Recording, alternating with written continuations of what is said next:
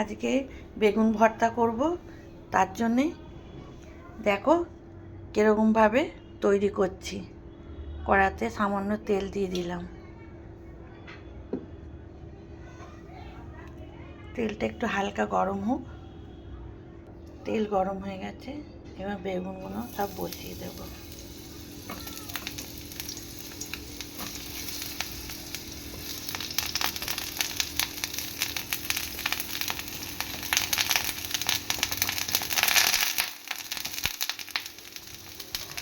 Tomato দেবো,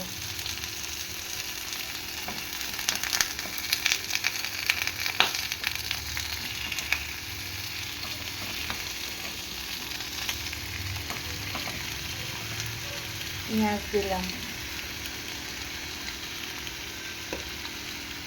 কাঁচা লঙ্কা দিলাম,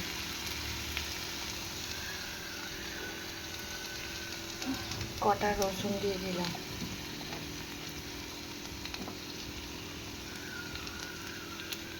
এবার চাপা দিয়ে ভাপাতে দিলাম।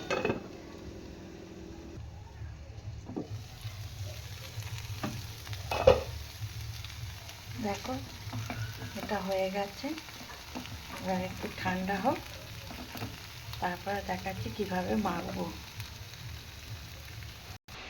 দেখো আমি এরকম করে মেখে নিয়েছি, নিয়ে ওর মধ্যে কাঁচা পেঁয়াজ, ধনে পাতা, নুন এক সাইডে দিয়ে দিলাম, দিয়ে শুকনো লঙ্কা আর তেল দিয়ে ভালো করে মাখবো। দেখো মাখা রেডি, একদম বেগুন ভর্তা রেডি হয়ে গেছে। ওর মধ্যে সামান্য কাঁচা তেল ছড়িয়ে দিচ্ছি। তোমরা একবার করে খেয়ে দেখো, ভালো লাগবে। গরম ভাত বলো, রুটি, পরোটা সবেতেই ভালো লাগবে। কেমন হলো? ভালো লাগলে লাইক, কমেন্ট, শেয়ার করে দিও।